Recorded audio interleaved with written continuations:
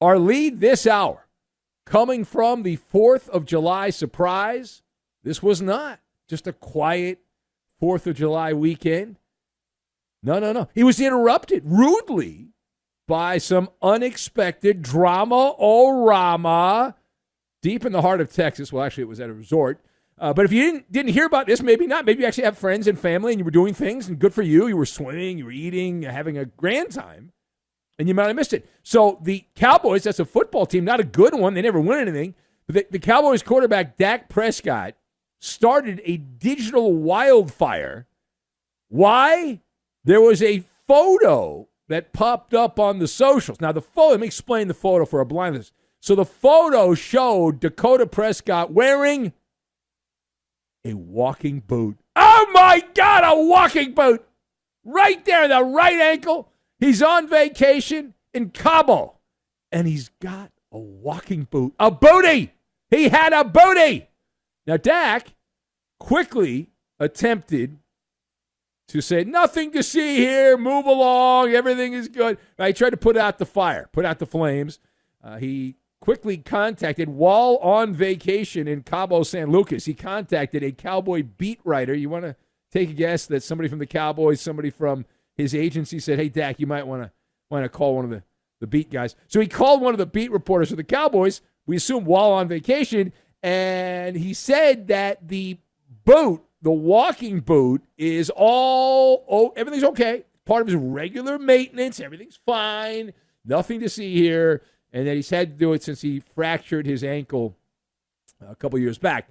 The same ankle, same issue, Dak Prescott told the scribe that was forced to do a little work on the holiday. So let us discuss the question. Cowboys quarterback Dak Prescott's walking boot storyline. Cause for concern? Question mark. So I've got Medical Journal, Harry Styles, and Lunchables. And we will combine all of these things together, and we are going to have a blast is what we're going to have. So, the arrow on this one is pointing down, down, down, down, down. Okay, that's not good. We are not Dak Prescott fans. I get email from time to time from our listeners in the greater Dallas area. Well, Cowboy fans are everywhere, but I assume they're in Dallas. And they remind me that I am not part of the Marching and Chowder Society for Dakota Prescott. So even though that is true, despite that, here's the problem. Have you seen the depth chart for the Cowboys? So the backup is Cooper Rush, and then Trey Lance, that's plan B. So one of those two guys would be plan B. That's the great unknown. Now, the great unknown does not mean bad. It just means you don't know. They haven't had an opportunity, a real opportunity. But here's the way I look at this. Dakota Prescott, that's his real name, Dakota. He can sugarcoat things all he wants. Regardless, though, I'm not buying what he's selling. Okay, I'm not. And if you look at any medical journal, this is a textbook underlying health condition. It affects Dak's activities. The guy's on vacation in Cabo. He's got to wear a walking boot. It requires continuous medical attention. And the definition in the medical journals say if you have something that lasts longer than a year.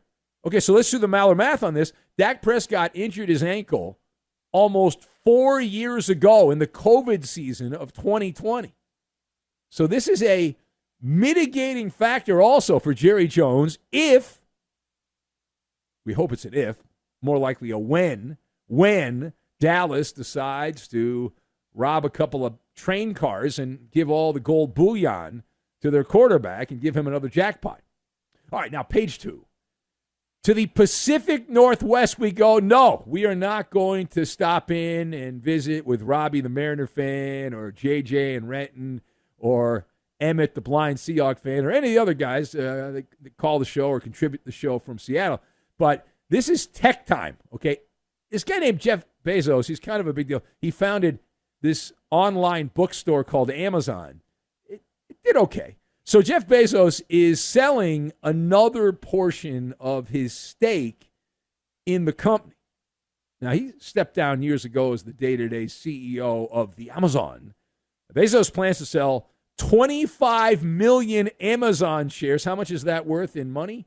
Real money? How about 4.9 billion with a B like Ben? So Bezos selling 25 million shares for 4.9 billion. Now the internet tells me that Bezos is raising the cash to make a push to own an NFL team outright. He's not going to finance it. The reason he's doing this is because he's going to give cash and buy the team, and that team is the one that plays in Seattle. So the question on this one, is Jeff Bezos selling his Amazon stock? Not all of it, of course, but a big chunk of it. Is he selling his Amazon stock to purchase the Seahawks? So here's how I look at this. This is the soundtrack to this is like a Harry Styles song, Daydreaming. Okay, it's daydreaming. Jeff Bezos is going to he's going to be okay. I don't think we need to start a GoFundMe so he can get enough money to buy the Seahawks. That's just silly, right? He doesn't need to sell off the Amazon stock. There's people I know that know much more about money than I do. Otherwise, I wouldn't still be doing the overnight show here. They tell me, though, when you've got that level of money, you're just playing a game with the stock market where the stock goes up to a certain point. Stock market, I understand, has been doing pretty well.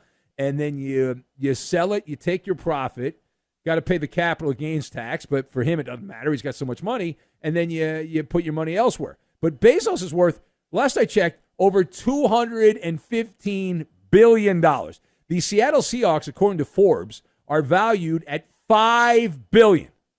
Sooner than later, the Paul Allen Trust, team's being run by his sister, but the team is going to be sold at some point here, and these teams don't end up with one ownership forever. And so the Paul Allen Trust, the sister, is going to have to sell the team. And when that happens, and it'll happen sooner or later, the old Amazon boss, if Bezos wants to buy it, he can buy every team in the NFL.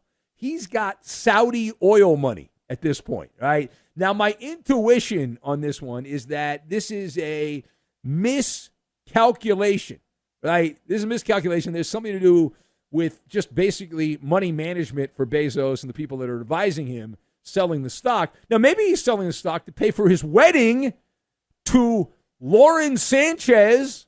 That still blows me away. I got to tell you, in my early days, I used to, I was at games a lot, and I was never friends with Lauren Sanchez, but I knew her, and she covered the teams for television. She was a local TV anchor in L.A. She worked at the Fox affiliate and had dinner at the same table with her. It blows my mind to think that she's about to be married to a guy worth $210 billion or whatever it is. It's crazy. But as far as Jeff Bezos, this guy is living the hedonistic lifestyle. He has prioritized pleasure, vacationing abroad, right? He's got a $500 million yacht. $500 million yacht. All right. And he goes around, and what do you get for $500 million? I don't know what you get, but I do know it costs him to run that boat every year. $25 million a year he's got to put up just to cover the cost for the crew, the fuel, all the gadgets that are on that boat. Man, you think that boat has like a spaceship and it goes out to somewhere far in the Milky Way, far out there? Good. All right, follow-up. Last word, follow-up. I remember this story a couple months back. The Bengals received an F- grade for nutrition and the food. There were people very upset there for the food, the quality of the food in Cincinnati. They must have been serving that Skyline chili, which Justin in Cincinnati loves so much, our P1. So anyway, that was on the report card, the Players Association report card. Fine. Now, one player recently, like in the last few days here, said that the chow is so bad in Cincinnati. How bad is it? It's so bad that some of the players don't even eat at the stadium. Okay, so how do you break this down, right? You know, Joe Burrow's Bengals, how do they look? How do Joe Burrow's Bengals look for ripping the facilities and the food, the cafeteria? So tell me you're pampered without telling me you're pampered and that you just have these ridiculous expectations. Yeah, I work for the number one national sports radio network in the country. We are on more affiliates. We do better than anyone else at this. You might say that doesn't matter much, but it matters to our bosses. We have a Smurf kitchen and we have a vending machine that was really popular in 1984. That's what we have. And I'm fine with that. I don't even eat at work. I don't do it. But this story keeps popping up again and again. And every time it does, I find it amusing. Players complaining about, you're not taking care of us enough. We're not getting enough food. It's embarrassing. It's also subterfuge. That's the thing about it. It's subterfuge, right? Spoiler alert, spoiler alert. You don't need to have all these highfalutin dietitians and fancy healthy food to succeed in the NFL.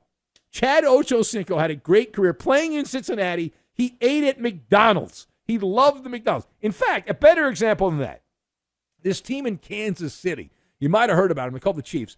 They had an F grade on that same Players Association survey for nutrition. And maybe I'm wrong on this. I don't know. You might be living in a different world than I'm in. But in my part of the multiverse, the Chiefs have won the last 2 Super Bowls. So, okay. So here's what you do. You eat a balanced diet if you're the Bengals. You eat Lunchables, Uncrustables, Dino Nuggets, and forget about it. Just forget about it.